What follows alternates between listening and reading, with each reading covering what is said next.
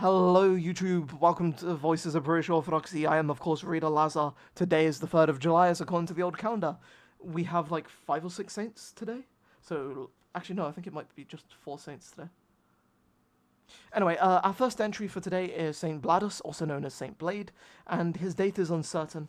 Saint Bladus is traditionally counted as one of the early bishops of the Isle of Man. Although he was venerated as a saint by his flock shortly after his repose, there is no longer any documented evidence regarding his life extant. In the book it says documentary. I changed that to documented because that makes more sense.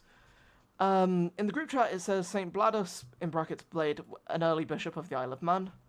Our next entry is Saint Biblig, and in the book it says that he's also known as Biblig, Peblig, Piblig, and Publicius, and his date is also unknown.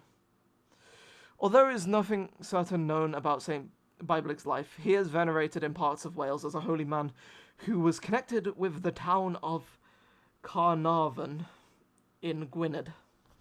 The group chat entry is literally just Saint Biblig of Carnarvon with Peblig, Piblig, and Publicius in brackets Gwynedd in Wales, and this claims that he is from the 5th century, so that at the very least gives us a decent date to work with. Our next saint of the day is, I think it would be Saint Silene? Yeah, Silene, and he is from the 8th century. An Irishman, also do forgive me if I did butcher his name, an Irishman who entered the monastery at Iona. Saint Silene was known for his singular holiness, because I feel like Celine is more of a feminine name, so I'm not sure if I'm pronouncing it right. Anyway, in AD 726, Saint Celine was made abbot of Iona. He reposed in AD 752.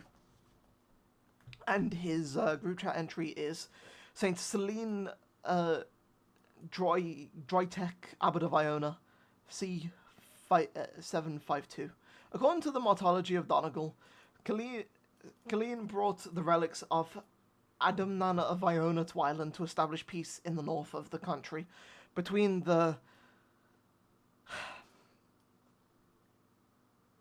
Kenil Conile and the Kenil Nialgan after their battle at Drim Fonach in 727. And okay, so our final entry in the book is for Saint Germanus, and then I guess we will read the other saints that are in the book. So 4 entries, 6 if we include the 2 that are not in the book. Anyway, Saint Germanus, 5th century. Saint Germanus of Man, often confused with his better known namesake, Saint Germanus of Auxerre, who is commemorated back on the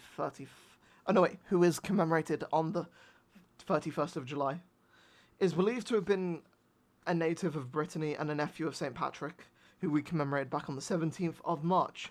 There is no reliable information on his life extant, but it is thought that he spent time in various monasteries in Brittany, Ireland, and Wales, before going to the Isle of Man, where he was made bishop. St. Germanus reposed circa AD 474. His group chat entry is St. Germanus, Bishop of the Isle of Man, was a prominent figure in the early Christian church in the British Isles. Born in Brittany in the 5th century, he travelled to Ireland to study with St. Patrick, who may have been his uncle. Germanus later spent some time in St. Illtud's Abbey in southern Wales before returning to Ireland to be ordained by Patrick and sent to the Isle of Man as bishop. He is thought to have died in Normandy in the late 5th century. Our first entry that's not in the book and is only found in the group chat is Saint Guffagon, born in Ireland, crossed to Belgium, and became a hermit in the 8th century. And then our final entry for today is Saint Gunfian, a prince in Wales who went to Brittany and lived as a hermit, c. 500. Gunfian was one of the sovereign princes of Wales, but quit his earthly estate to seek perfection in a life of solitude.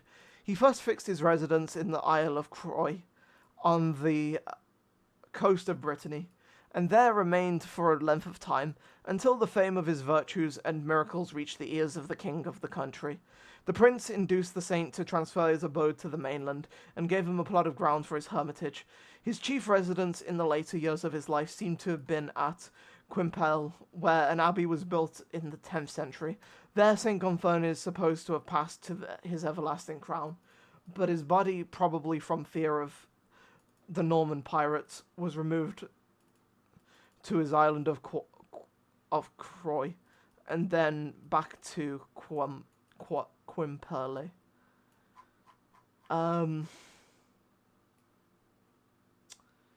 Let's bring this over.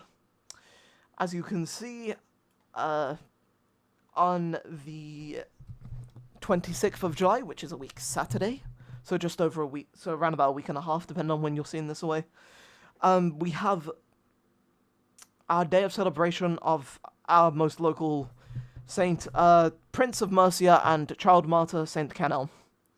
So first at 9 a.m. we'll be doing a divine liturgy at Saint Lazar's.